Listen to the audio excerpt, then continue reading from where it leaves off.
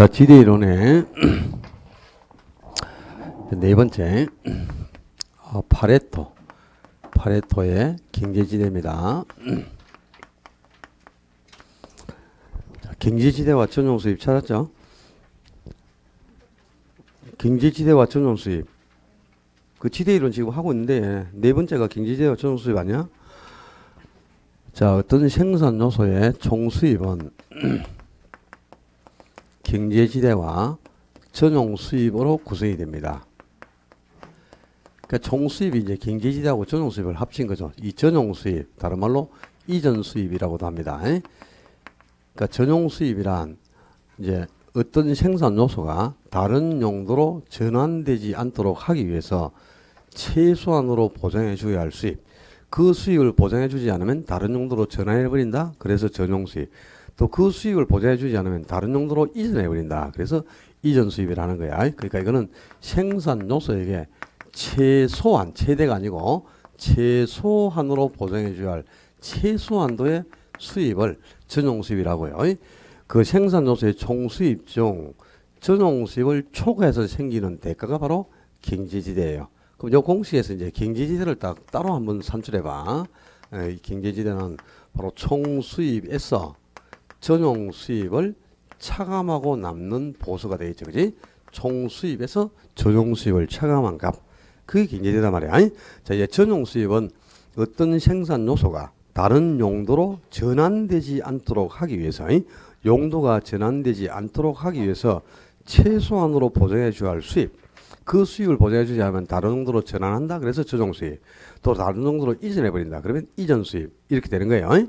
예를 들어 가지고 제가 지금 저는 여러분에게 강의를 제공해 주고 있는 공급자, 생산 요소가 되는 거고요. 생산자, 생산 요소인 생산자가 되는 셈이고, 여러분은 부동산학 개론을 저한테서 듣고 있는 소비자, 수요자죠. 그죠? 근데 이 랜드프로라는 회사에서 저한테 부동산학 개론 강의를 여러분에게 제공해 주기 위해서, 그죠? 최소한으로 1년에 보장해 줘야 할 수입이 있겠죠. 예를 들어서, 그죠? 만약에 연수입이 3천만 원이다. 그렇다면 저한테 3천만 원의 수입을 주지 않으면 저는 다른 데 가도 그 정도는 받으니까 다른 용도로 전해버리고 여기서 수입을 안 한다 이 말입니다. 그럼 이 랜드풀에서 저한테 최소한으로 보장해 줘야 할 수입이 3천이라는 뜻이죠. 그죠? 그 3천이 뭐라고? 전용 수입이란 말이에요. 다른 용도로 전환되지 않도록 하기 위해서 최소한으로 보장해 줘야 할 수입. 그게 전용 수입인데요. 그 전용 수입을, 총 수입 중에서 전용 수입을 초과해서 생기는 대가가 경제지대란 말이에요. 내가 연간 수입이 3천만 원 갖고는 빈병 주소서도 못 살겠죠. 그죠? 그럼 총 수입이 예를 들어서 뭐 궁금해 하지도 마라. 괜히. 뭐 예를 들어 가지고 1억이라고 가정하자. 총 수입이. 그럼 1억 중에서 전용 수입이 3천이면 그 3천을 초과해서 생기는 7천만 원 수입이 생겼죠. 그게 바로 경제지대라는 거야. 그 경제지대가 총 수입 중 전용 수입을 초과해서 생기는 대가. 또 다른 말로 보면 총 수입에서 전용 수입을 차감하고 1억에서 3천을 빼면 7천이 남죠. 그게 경제지대라는 게 총 수입에서 전용 수입을 차감한 보수 또는 총 수입 중 전용 수입을 초과해서 생기는 대가. 이게 경제지대인데 이 경제지대라는 게 왜 생기느냐 이 말입니다. 이 경제지대는 생산 요소를 공급할 수 없기 때문에 발생하는 초과 요인입니다. 만약에 그 진팔이라는 생산 요소를 그죠? 이 신진팔이라는 생산 요소를 무궁무진하게 공급할 수 있다. 그렇다면 저하고 똑같은 강의를 제공하는 거지. 이 진팔이를 무궁무진하게 부음박지듯이 찍어낼 수 있다면 야 3천만 원 줄게 수업해줘. 전용 수입이 3천이었죠. 근데 다른 데서는 다른 회사에서는 그죠? 5천만 원 줄게 우리 회사에 좀 오실렵니까? 이런 데도 있어요. 그러면 전용 수입 3천을 초과해서 경제지대가 2천이 생기게 되는 셈이죠. 근데 그 2천이 왜 생길까요? 이 진팔이라는 생산소를 공급할 수 없기 때문이다 이 말이야. 만약에 공급이 무궁무진하게 생겨가지고요, 저를 붕어박쥐듯이 찍어내고 저하고 똑같은 강의를 제공하는 진팔이를 무궁무진하게 공급만 한다면 3천만 원을 초과해갖고 5천 줄게 우리 회사에 오실랍니까? 이런 제의는 전혀 없겠죠. 그냥 3천만 원 주고 데려다 쓰면 되겠지, 그지? 무궁무진하게 공급할 수 있다면. 근데 못생기고 성질도 더럽지만은 지구상에 딱 한 개밖에 없다. 공급이 매우 비탈력 아닙니까? 진팔이를 공급할 수 있습니까? 없죠. 그래서 더 줄게 와 하는 게 생기잖아요. 그죠? 경제지대라는 게. 그지? 뭔 말인지 모르겠구나. 알았다.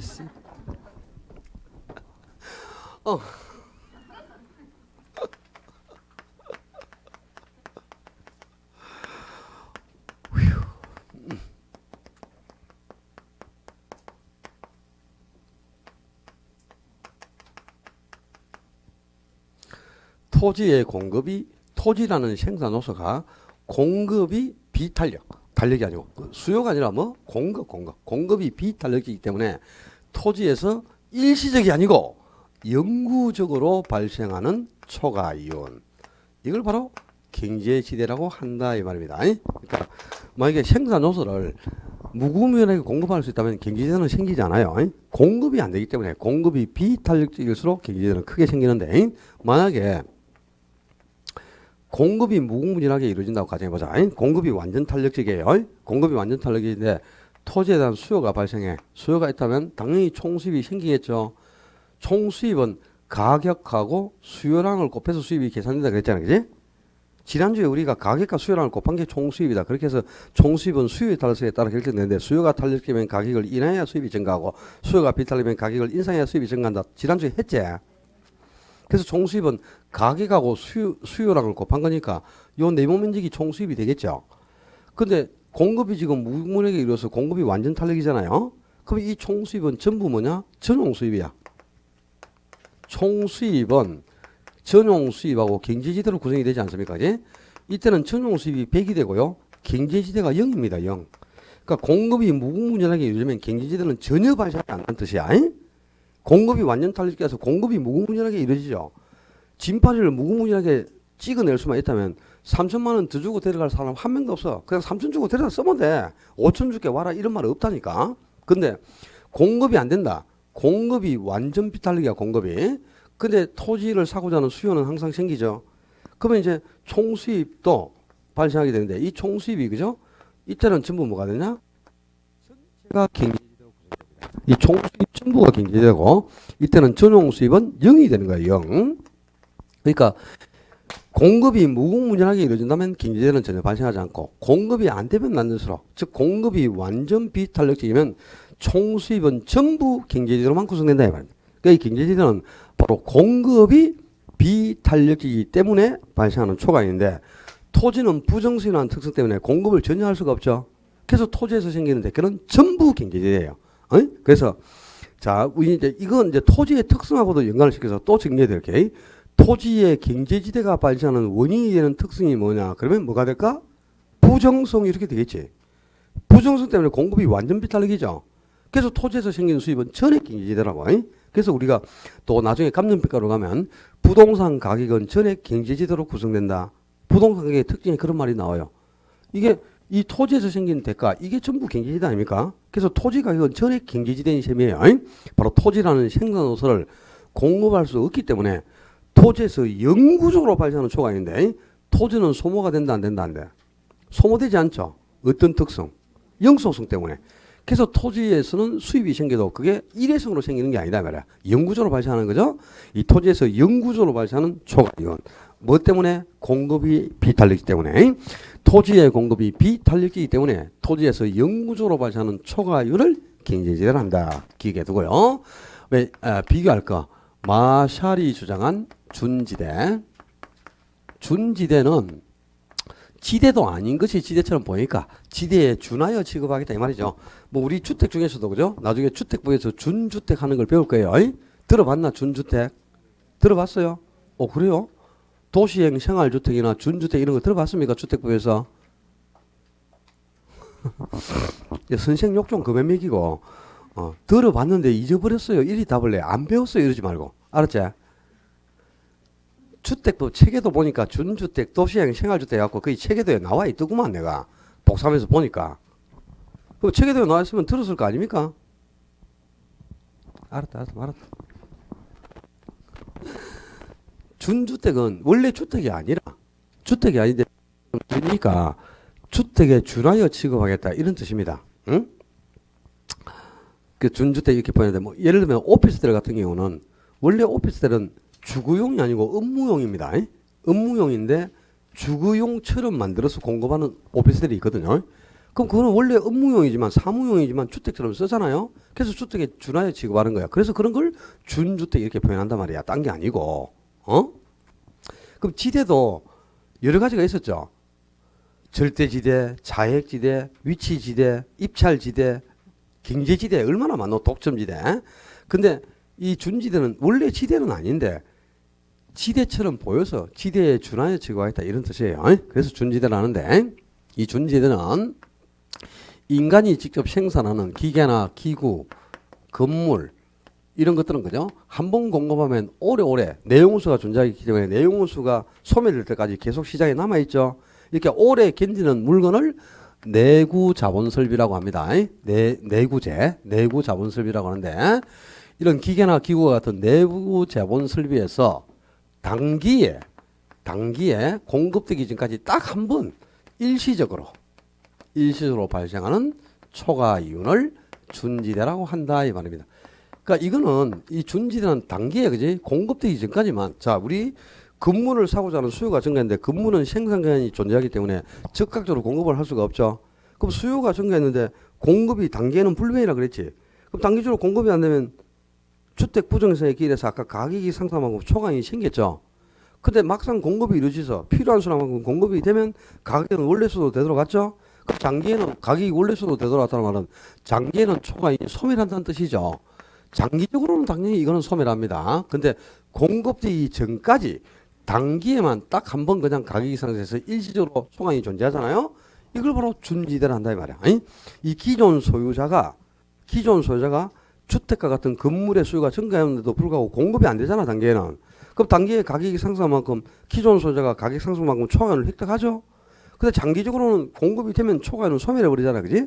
그러니까 단기적으로 공급되기 전까지만 발생하는 거죠. 이렇게 일회성으로 딱 한 번 단기에만 존재하는 초과이익을 준지대라고 한다 이 말입니다. 오케이? 그런 게 있어요. 자, 지대이론을 지금 5개 비셨는데 아직 한 개 남았어. 이 준지대하고 경제지대도 그죠? 요즘 시험에 계속 등장을 시킵니다. 독립적으로 요 두 가지만 가지고 한 문제를 낸 적도 있고 최근에 아주 비중 있게 다루면서 지문으로 계속 등장을 시켜요. 그러니까 경제지대의 개념하고 준지대를 비교할 때 준지대는 단기에 일시적으로만 발생하는 거야. 그리고 경제지대는 영구적으로 토지에 존재하는 초과이익인데요. 바로 공급이 안 되기 때문에 발생하는 초과이익입니다. 영구적으로 발생하느냐 단기에 일시적으로 발생하느냐 여기에 시험에 초점이 있어요. 반대로 내겠죠. 비교를 해두고요. 그 다음에 170페이지 사이에 있는 내용들은 쭉 읽어봐. 다 중복적인 내용들이고요. 170페이지에 가면 입찰지대설 찾았어요. 여섯 번째 아론소가 주장한 입찰지대설. 아론소의 입찰지대는 티넨의 위치지대설. 위치지대설을 아까 다른 말로 뭐라 한다 그랬지? 입지교차지대설 또는 고립국 이론이라고도 한다 그랬죠. 고립국 이론은 농업 위치를 대표하는 이론이죠. 농경지 이론입니다. 그 티넨의 농업지에 관한 위치지대설을 도시에 접목시켜서 성장 발달시킨 이론. 이게 바로 아론소의 입찰지대설이에요. 그러니까 아론소의 입찰지대설은 버제스의 위치지대설을 도시에 접목시켜 성장 발달시킨 이론입니다. 바뀌면 안 된다. 또 아론소의 입찰지대 이론을 응용하여 티넨의 위치지대설이 등장하였다. 그러면 이론적 배경이 바뀐 거죠. 이걸 응용해서 요게 나왔다 이 말이야. 아니, 아버지하고 아들이 바뀌면 안 돼. 요게 티넨이 아버지고 요게 아들이다. 알았지? 위치가 바뀌면 안 돼. 그지? 상속인이 달라지잖아. 그지? 바뀌면 안 됩니다. 이 농업지 이론을 도시시켜 성장 발달시킨 이론이 입찰지대 이론인데 용어 자체가 생소하고 어렵습니다. 입찰지대. 입찰이라는 말은 경매용어인데요. 용어부터 아셔야 돼. 자, 어떤 토지 소유자가 토지를 보유하고 있는데 이 토지의 양은 한정돼 있단 말입니다. 그지? 토지의 양은 한정돼 있는데 이 한정된 토지를 이용하고자 하는 이용자는 무수히 많습니다. 그래서 이 한정된 토지를 모든 이용자에게 다 배분해서 이용을 할 수가 없단 말이야. 그래서 토지 소유자가 자기 토지를 이용하고자 하는 이용자들을 대상으로 이 토지를 경매에 붙인다고 가정하는 거야. 경매에. 그럼 경매를 통해서 이 토지를 입찰을 받아서 사용하려면 제일 높은 지대를 제시해야만 입찰을 받겠죠. 낮은 지대를 지불해서는 입찰을 받을 수가 없잖아. 그죠? 가장 높은 가격으로 낙찰되는 게 경매 아닙니까? 경매를 통해서 입찰을 받을 수 있는 지대를 말 그대로 입찰지대라고 하는 거야. 어떤 의미냐면 자, 이 토지에서 만약에 연간 한 1,000만 원 정도의 수익이 예상된다고 한번 가정을 해보는 거예요. 그럼 연 1,000만 원 정도의 수익이 예상된다면 이 토지를 이용하고자 하는 이용자들은 대부분 1,000만 원 한도 내에서 지대를 제시하게 되는 거예요. 수익이 1,000만 원이 예상되니까 나는 뭐 한 500 주고 토지 사용하자. 700만 원 줄게. 900만 원 줄게. 뭐 950 줄게. 별별 사람들이 다 있겠죠. 근데 가장 높은 지대를 제시하는 사람이 경매를 통해서 입찰을 받겠죠. 근데 제일 높은 지대를 제시한다면 수익이 1,000만 원이 예상되니까 1,000만 원까지는 지대를 제시할 수 있어요. 1,000만 원을 초과하는 지대는 절대 제시할 수가 없는 겁니다. 그지? 손실이기 때문에. 그지? 그럼 가장 높은 지대를 제시하는 사람이 1,000만 원의 지대를 제시하게 되고 1,000만 원의 지대를 제시하는 사람이 경매를 통해서 입찰을 받겠죠. 이 토지를 입찰받을 수 있는 지대가 1,000만 원이다 이 말입니다. 이 1,000만 원이 입찰 지대인데, 자, 입찰 지대란 단위 면적의 토지에 대해, 요만큼의 단위 면적의 토지에 대해 토지 이용자가 토지 소유자에게 지불할 의사가 있는 최대의 임대료. 토지 소유자가 토지 소유자가 아니고 토지 이용자가 토지 소유자에게 지불할 의도가 있는 최대로 지불할 의사가 있는 최대 지불 용의액, 최대로 지불할 의사가 있는 금액이고요. 그 금액을 지불하면 경매를 통해서 입찰은 받지만 예상되는 수익을 전부 지대로 지불하기 때문에 초과율은 없는 거죠. 그지? 초과율이 0이 되는 수준의 지대. 이걸 바로 입찰지대라고 한다 이 말입니다. 토지 이용자가 토지 소유자에게 최대로 지불할 최대 지불 임대료. 이거라고요. 초과율이 0이 되는 수준의 지대를 입찰지대라고 하는데, 토지의 양은 한정돼 있어요. 근데 그 한정된 토지를 이용하고자 하는 이용자나 산업들은 무수히 많이 있단 말이야. 근데 도심일수록 지가가 높기 때문에 지가가 높은 토지를 빌려서 이용하려면 지대도 당연히 상승하는 거지, 그지? 아까 지대와 지가는 비례한다. 그래서 도심일수록 지가도 높고 지대도 높은데 외곽으로 갈수록 지가는 점차 하락하고 지대도 점차 감소하게 되어 있죠. 근데 이 토지의 양은 한정되어 있으니까 이걸 이용하고자 하는 이용자는 무수히 많겠죠. 그래서 이 도심의 가장 지대가 높은 지역부터 경매에 붙인다고 가정을 한단 말이야. 그러면 이 토지를 경매를 통해 입찰받아서 사용하려면 가장 수익이 많이 발생해서, 그죠? 제일 높은 수익이 창출돼 가장 높은 지대를 지불할 수 있을 것 아닙니까? 가장 높은 수익이 창출되는 상업이나 금융업이 제일 수익이 많이 창출돼서 제일 높은 지대를 지불하니까 상업이나 금융업이 도심에 가장 가까운 토지를 입찰을 받아 이용을 하게 됩니다. 그리고 그 다음 지역을 또다시 경매에 붙인다고 가정하면 여기는 이제 상업 다음으로 높은 수익이 발생해서 상업 다음으로 높은 지대를 지불할 수 있는 주거산업이 입지를 해요. 그리고 그 다음 지역을 다시 경매에 붙이면 이제는 상업 주거 다음으로 높은 수익이 발생해서 상업 주거 다음으로 높은 지대를 지불할 수 있는 공업이 입지를 합니다. 그리고 이제 맨 외곽 쪽에 지대가 가장 낮은 지역에 지대 지불 능력이 가장 적고 수익이 제일 적게 산출되는 농업이라든가 목축업 이런 것들이 입지를 하게 되는 거야. 그래서 지대 지불 능력에 따라서 도심에서 외곽으로 갈수록 상업, 주거, 공업, 농업 순으로 토지 이용이 결정된다 그 말입니다. 그런데 상업이 가장 높은 지대를 지불하니까 상업의 지대 곡선이 가장 가파르게 위치합니다. 제일 높은 지대를 지불하니까. 그리고 주거산업은 상업보다 좀 낮은 지대를 지불해요. 그럼 주거산업은 지대 곡선이 조금 완만해지겠죠. 공업은 더 낮은 지대를 지불하니까 지대 곡선이 더 완만해집니다. 농업은 가장 낮은 지대를 지불하니까 가장 지대 곡선이 완만하게 이렇게 위치하겠죠. 그지? 그래서 도심에 가까운 업종일수록 높은 지대를 지불하니까 지대 곡선이 가파르다 완만하다.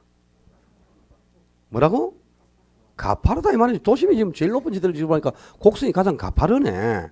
그럼 외곽으로 갈수록 지대가 하락하니까 지대가 감소하니까 지대 곡선이 이렇게 완만하게 변하지 않습니까? 그지? 뭐 그거 보고도 뭐 가파른지 완만한지 모르겠단 말이가 지금. 참네. 아하. 그 마이크도 지금 제대로 말을 안 듣잖아 지금. 자, 요 네 개의 곡선은 산업별 지대 곡선이죠, 그죠?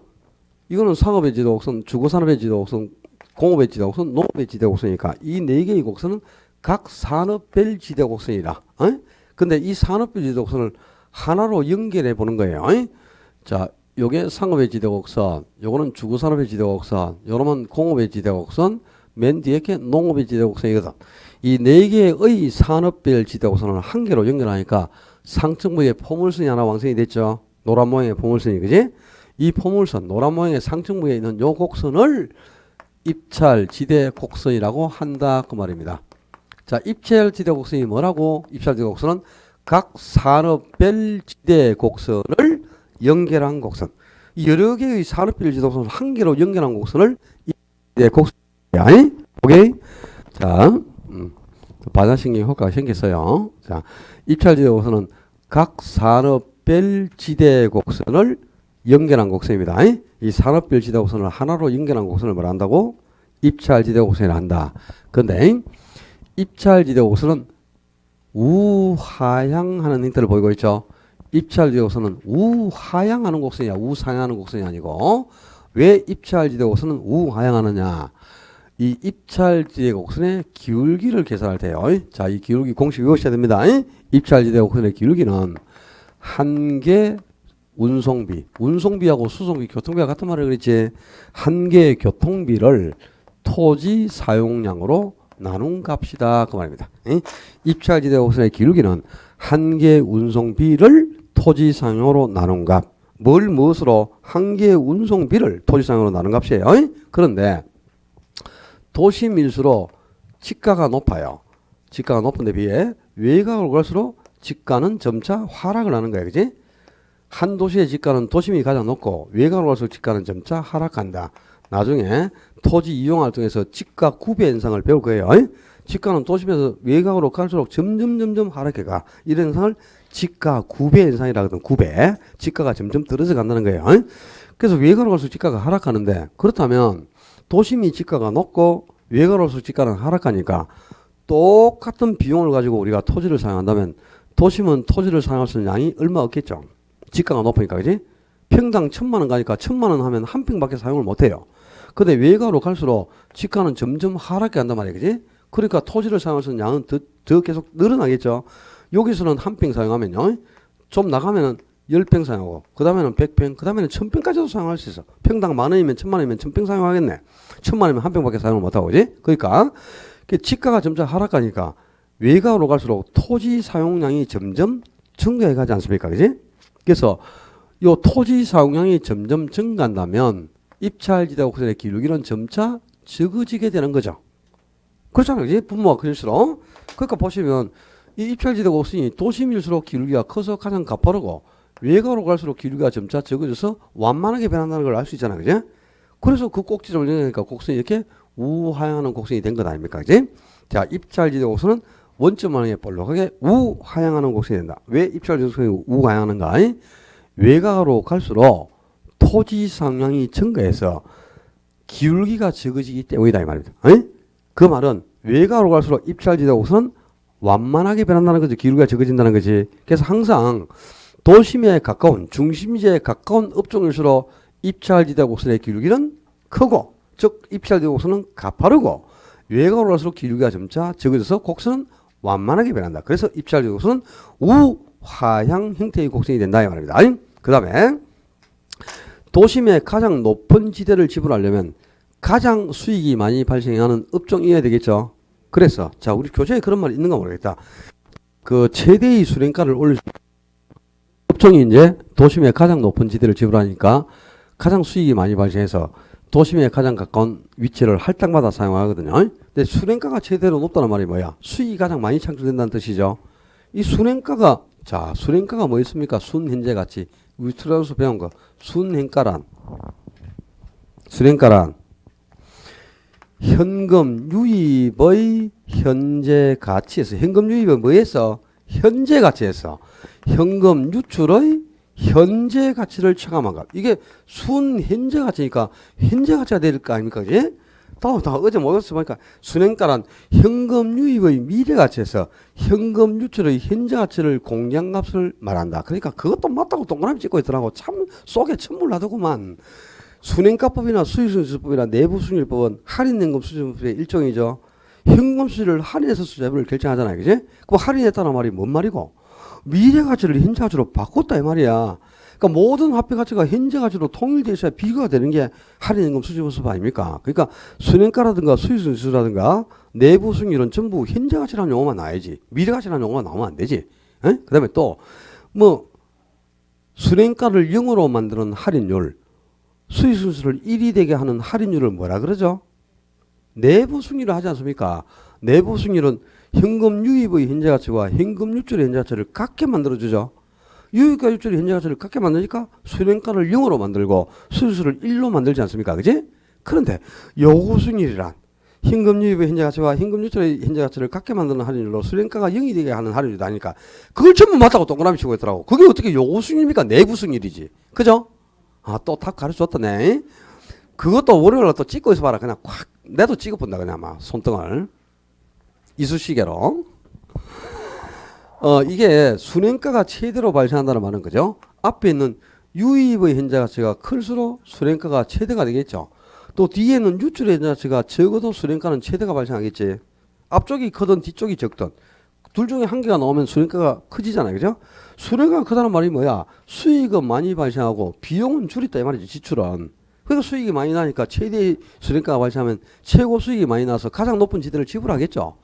그런 업종이 도심에 가장 가까운 지역을 할당받아 이용해야 된다 이 말이야. 아니 그래서 최대의 수령가를 올릴 수 있는 업종에 토지는 할당되는데 토지가 최대의 수령가를 올릴 수 있는 업종에 할당이 되는 거죠. 그죠? 근데 최대의 수령가를 올릴 수 있는 원인이 무엇이든 아무 상관이 없어요. 최대의 수령가를 올릴 수 있는 원인이 유입의 현재 가치를 증가시켜서 최대의 수령가를 올려도 좋고 또 유출의 현재 가치를 줄여서 비용을 줄여서 최대의 수령가를 올려도 좋다 이 말이야. 이걸 증가시켜도 되고 이걸 감소시켜도 되는 거죠. 그래도 최대의 수령가가 발생할 거 아닙니까? 그럼 수익이 많이 발생하니까 제일 높은 지대를 지불할 수 있다는 거고 그런 업종이 도심에 이체한다 이런 뜻이야. 그러니까 최대의 수령가를 올릴 수 있는 원인이 어떤 거는 아무 상관이 없어요. 하여튼 가장 최고의 수령가가 발생해서 가장 높은 지대를 지불할 수 있는 업종이 도심에 가장 가까운 지역을 입찰받아 이용하게 된다. 그런 뜻입니다. 자, 여기까지 입찰지대 이론인데 지금 지대 이론을 6개를 비교해 드렸어요. 상당히 머리가 아프겠지만 리카도의 차액 지대, 마르크스의 절대 지대, 티넨의 위치 지대, 파레토의 경제 지대, 마샬의 준 지대, 아론소의 입찰 지대 6개 이론의 요지들을 전부 비교해서 딱 정리해 놓고 있어야 돼요. 반드시 한 문제가 나오고 어떤 애는 제가 2문제까지 나왔다 그랬다. 내가 분명히 말씀드렸다요.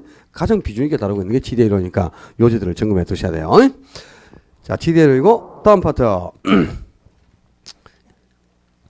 입지 이론 172쪽 아니 172쪽이 그 뭐야 도시 구조론이죠.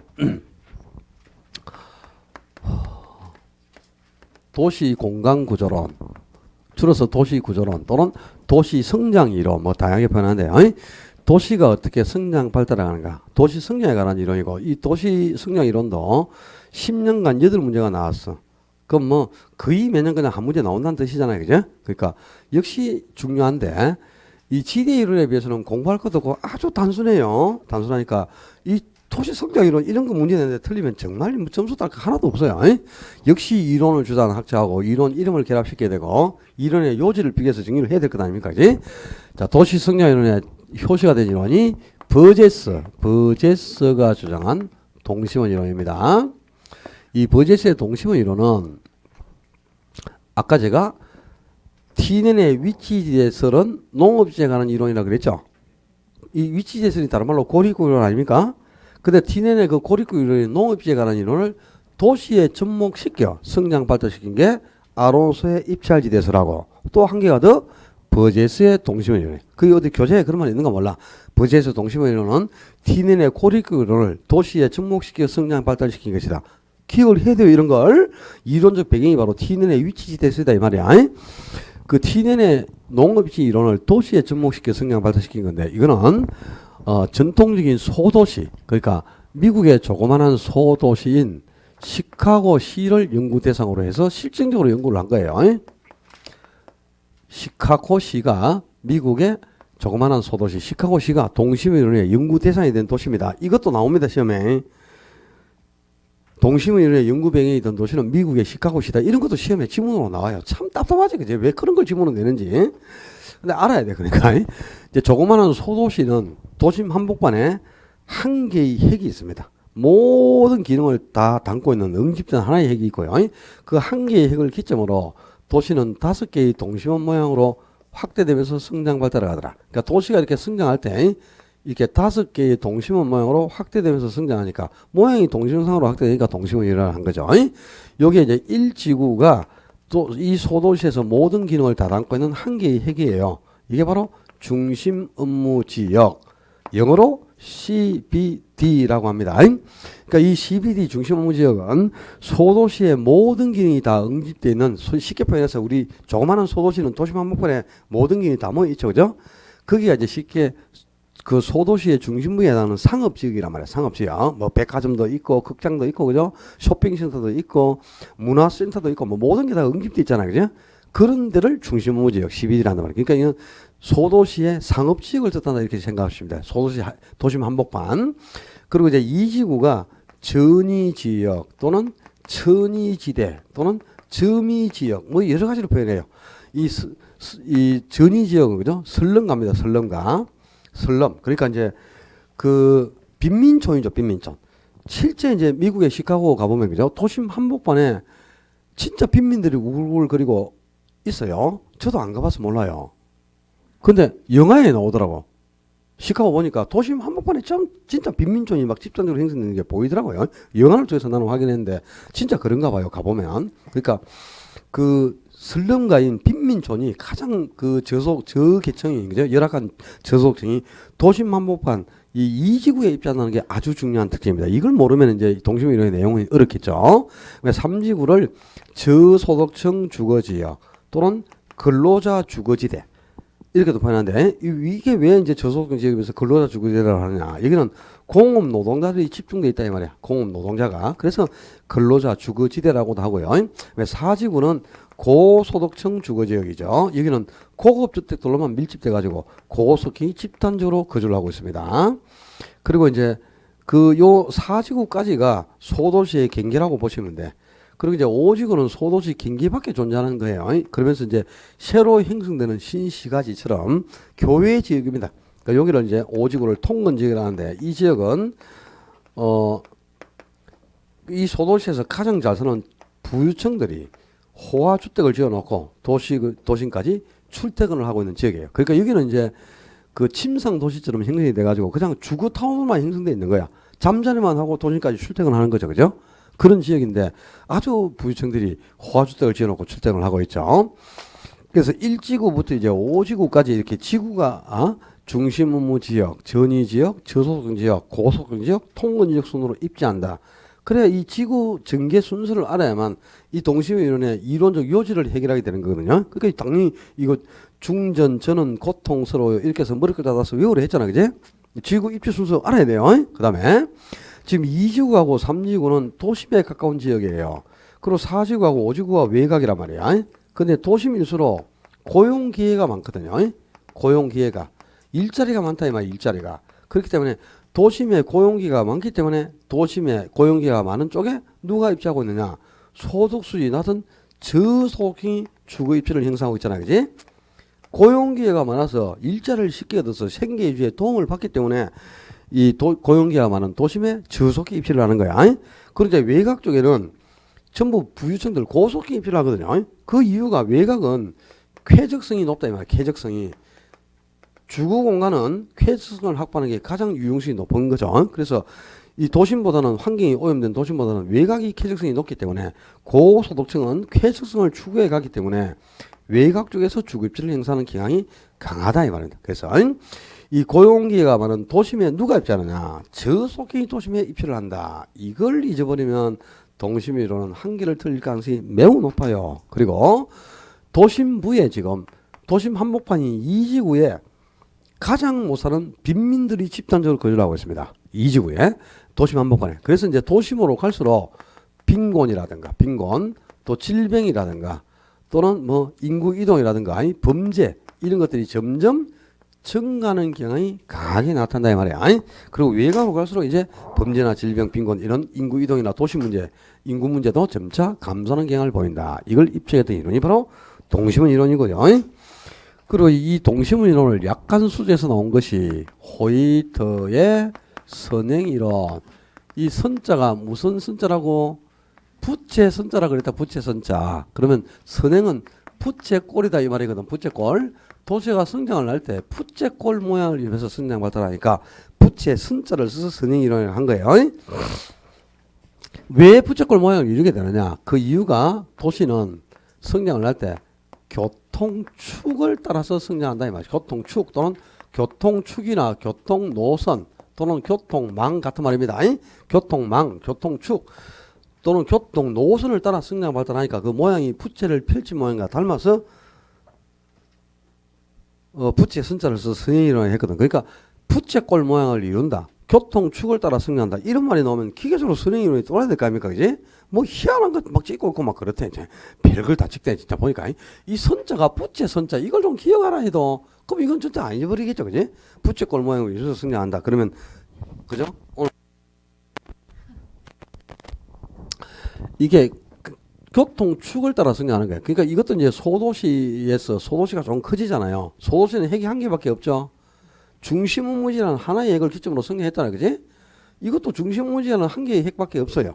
근데 소도시가 조금씩 커지면 이제 도로가 확보가 되고 철도가 놓이고 하면서 교통 노선이 생겨난단 말이에요. 교통축이 형성되는 거죠. 이게 이제 교통축입니다. 이 교통축을 따라서 성장 발달하는 거야.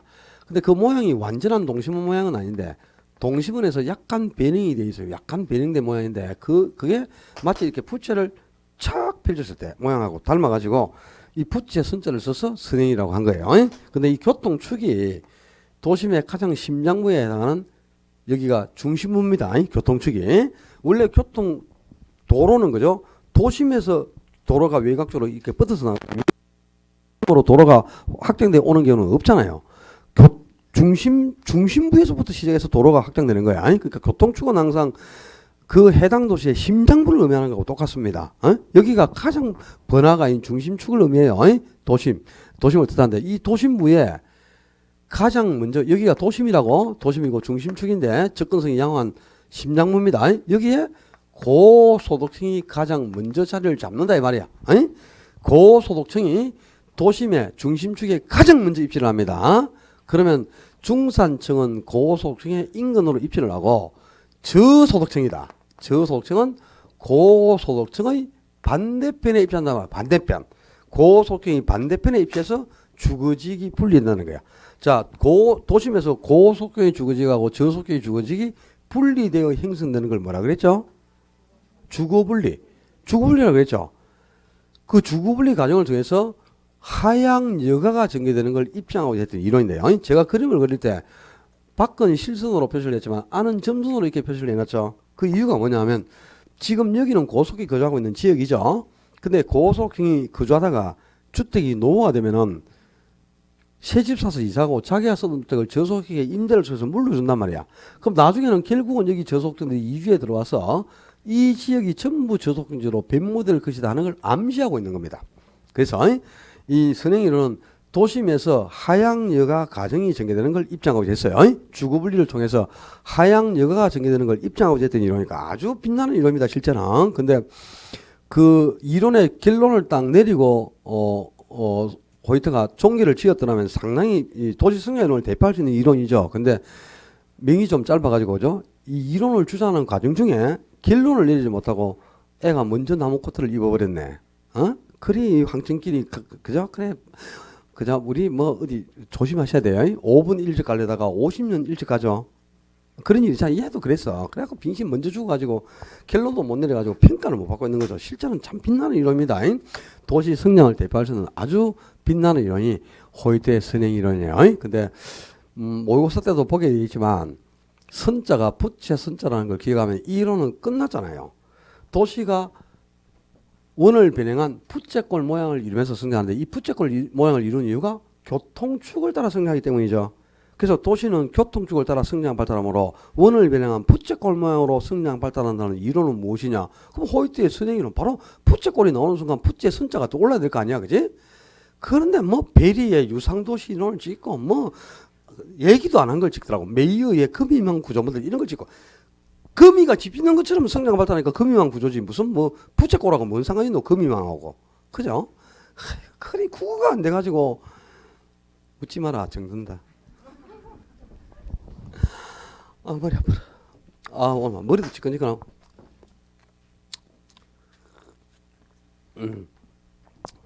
이제 요 두 이론을 약간 또 수정해서 나온 게 세 번째. 해리스하고 울만이 주장한 다핵심 이론이거든. 다핵심이니까 핵이 여러 개라는 뜻이죠. 그러니까 이제 동심원 이론이나 선행 이론까지는 핵이 몇 개입니까? 한 개입니다. 도시는 한 개의 핵을 기점으로 성장 발달하죠. 근데 이제 도시가 점점 커져서 대도시로 변모가 되죠. 그럼 중간중간에 부도심이 생겨나니까 핵이 한 개가 될 수밖에 없어요. 여러 개로 파생이 되는 거죠. 부도심이 형성되니까. 그래서 도시는 여러 개의 복수의 핵심을 형성하면서 성장해 가니까 대핵심 이론이 하는데, 이거는 대도시, 그러니까 대도시, 영국의 수도인 런던을 가지고 연구를 한 거야. 대도시가 어떻게 기능적으로 분화가 이루어지는지, 대도시의 기능적 분화 과정을 연구를 한 겁니다. 그러니까 소도시일 때는 모든 기능이 그 도심 중심부인 한 개의 핵, 중심 업무지역의 모든 기능이 다 모여 있잖아, 그제? 모든 기능이 중심부에 다 모여 있죠. 그러니까 요 중심 업무지역은 소도시에서 모든 기능을 다 담고 있는 응집된 한 개의 핵 아닙니까, 그지? 그런데 이제 도시가 점점 커져가면서 중간중간에 부도심이 생기거든요. 옛날에는 우리 대구도 그죠? 동성로는 한 개의 핵밖에 없었죠. 근데 지금은 동성로는 핵도 있지만, 그지? 뭐 동성로가 지금은 핵도 아니다. 다 이제 그냥 뭐, 그거는 곧 죽어가는 거죠? 그 89세 할배하고 똑같아요. 그죠? 지금 여기 뜨는 데가 뭐 상인지구라든가, 그지? 어디야, 저 수성구에 뭐 무슨 그런 데라든가 새로 또 이렇게 중심 상권으로 뜨고 있는 데가 있잖아요. 부도심이. 그러니까 이 도심 한복판에 모였던 응집된 기능이 전문화된 기능으로 분화가 되는 거야. 뭐 유통은 유통대로, 통신은 통신, 정보는 정보, 뭐 주거는 주거, 상업은 상업, 이렇게 해서 기능적으로 이렇게 분화가 되니까 핵이 한 개가 아니고 여러 개의 핵으로 분화가 되면서 성장받았다. 그래서 핵이 여러 개니까 이제 동심은 이론 이렇게 다 핵심 이론이 했겠죠. 그죠? 나도 이제 맛이 가는구나. 그죠? 아, 덥다. 근데 여기서는 이제 왜 그러면 도시에서 핵이 한 개의 핵이 아니고 여러 개의 핵으로 분화가 되는가? 이 다핵이 왜 성립하느냐? 이 다핵의 성립 요건이 당연히 중요한 시험 포인트가 되겠죠. 자, 도시에서 여러 개의 핵이 성립하는 이유는 첫째는 그죠? 각 활동마다 요구하는 시설이 달라요. 그러니까 주거 활동을 할 때는 주택이라는 시설이 필요하겠죠. 공업 활동을 할 때는 공장이라는 시설이 필요하겠죠. 또 상업 활동을 할 때는 쇼핑센터라든가 문화시설이나 이런 시설이 필요한데, 그런 것들이 주택, 상가, 공장 뭐 이런 게 전부 한 장소에 모일 수 있습니까? 못 모이잖아요. 그죠? 분리가 될 수밖에 없거든. 그게 핵이 여러 개로 파생이 되는 거야. 각 활동마다 요구하는 시설이 다르기 때문에 핵이 여러 개가 되는 거고요. 제일 중요한 거는 동종 활동 간에는, 그죠? 똑같은 활동 간에는 서로 모입니다. 집적 이익을 추구해 간다면 서로 모여서 이익을 추구해 가는 거야. 근데 서로 다른 활동, 이종 활동, 서로 다른 활동 간에는 이해가 상반되어 있으니까 흩어져야 돼. 분산 입지하는 거예요. 그래서 핵이 여러 개로 파생이 된다 이 말이야. 동종 활동 간에는 서로 모이지만 서로 다른 활동 간에는 주거 활동하고 공업 활동이 어떻게 모입니까? 모일 수가 없잖아, 그지? 흩어져야 돼. 그러니까 핵이 여러 개로 파생이 되겠죠. 그리고 또 지대 지불 능력이 달라요. 그래서 높은 지대를 지불할 수 있는 업종은 도심에서 높은 지대를 지불하면서 도심 쪽에 가까이 입지하지만, 뭐 농업이나 목축업 이런 것들은 수익이 안 나니까 높은 지대를 지불할 수 없겠지. 그러니까 외곽에 가서 핵을 형성할 수밖에 없죠. 그렇게 핵이 여러 개로 파생이 되겠네, 그지? 이게 다핵, 그래서 여러 개의 다핵으로 발달해 가는데, 여기서, 그지? 시험에 나오는 포인트는 이거거든. 동종 활동은 집적 이익을 추구해가고, 서로 다른 활동 간에는 분산 입지하니까 핵이 여러 개가 된다. 이걸 이제 반대로 내는 거야, 반대로. 동종 활동 간에는 분산 입지하고, 서로 다른 활동 간에는 집적 이익을 추구하고 다핵이 성립한다. 이렇게 딱 반대로 내거든, 이걸. 이게 시험 포인트에 딴 게 아니고. 근데 여러분, 뭐, 내가 누군지는 모르겠어요. 내가 수정을 했는데, 그지? 집적이라는 말이 뭐죠? 한 장소에 모이는 걸 집적이라 하잖아요, 그지? 근데 이걸 또, 요 집적이 이렇게 적어야 되는데, 어떤 사람이 이렇게 적어 놨더라고. 직접 이익을 추구한다. 내가 고쳐놨습니다. 내가 모르게. 화이트로 지운 사람은 잘못 적은 거대. 내가 미리 얘기해 줬는데, 내가 누군지 몰라. 여러 명 고쳤어요. 한두 명이 아니고. 진짜 어떻게, 책에 요 말은 안 나오나? 책 보고 적으면 되는데 직접을 하다 직접 이렇게 적어놨다고. 내가 발음이 좀 잘못했겠죠, 그죠? 죄송합니다. 내가 발음을 잘못했어요. 요게 시험 포인트다. 다이식으로 요거 기억하셔야 되고요. 그 다음에 요 이제 세 가지 이론을 합쳐버린 게 시몬스가 주장한 다차원 이론이에요. 그러니까 이 다차원 이론은 별다른 게 아닙니다.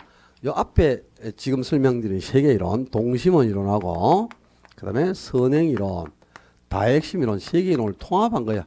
그러니까 도시가 성장하는 것을 이 동심원 이론이나 선행 이론처럼 어느 한 개의 이론을 가지고 도시의 성장을 설명하는 것은 부족하다 이렇게 봤어요. 그렇게 보면서 세 개의 이론을 합쳐가지고 도시가 이제 소도시에서 대도시로 변모가 돼가면 한 개에서 여러 개의 핵으로 파생이 되고 더 커지면 여러 개의 핵이 아니라 여러 차원으로 분화가 된다는 거예요. 차원이 여러 개라는 겁니다. 그래서 이제 다차원 이론 명명을 했는데 동심원 이론 관점에서 보면 도시화라는 차원, 선행 이론 측면에서는 사회 계층이라는 차원, 또 다핵심 이론 측면에서는 인구의 인종별 분포라는 차원.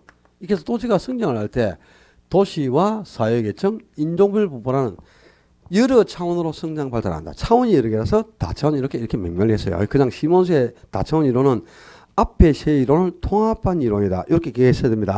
세 개 이론을 합쳐버린 이론. 그게 다차원 이론이고. 다섯 번째, 베리의 유상도시 이론. 유상도시, 이 유상이라는 말이 그지? 리본이라는 뜻이 말, 리본. 우리나라 말로 머리띠.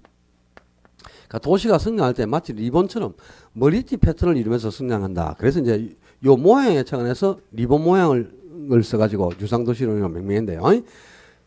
도시가 성장하기 전에는 자동차라든가 교통수단이 없기 때문에 외곽으로 이동하기가 어려워요. 그러다 보니까 이 도시 중심부에 주택이나 업무시설 이런 게 전부 중심부에 다 집중돼가지고 이 도시 중심부에 다 모여 있었어. 근데 이제 도로가 생기고 성로가 생기고 지하철도 생기고 하면서 교통수단이 발달하잖아. 그죠?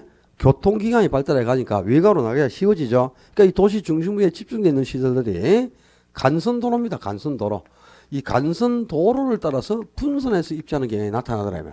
간선도로를 따라서 분선해서 입지하니까 마치 도시가 성장하는 게 머리띠를 두는 것처럼 이렇게 리본 패턴을 이루면서 성장한다. 그래서 붙인 이름이 리본 모양의 차원에서 유상도시는 이렇게 명명을 한 거예요. 요거는 이제 뭘 기하느냐. 리본이라는 말이 나오면 유상도시론 이름이 떠올릴 수 있는데요. 직접 리본이라는 용어를 잘 안 주고 이렇게 나온단 말이야. 교통기관의 현저한 발달로 인해 도시 중심부에 집중되어 있는 시설들이 간선도로를 따라 분산 입시한다는 이론은 이렇게 나와요. 그냥. 그럼 여기서 이제 교통기관의 발달, 간선도로를 따라 분산 입시한다.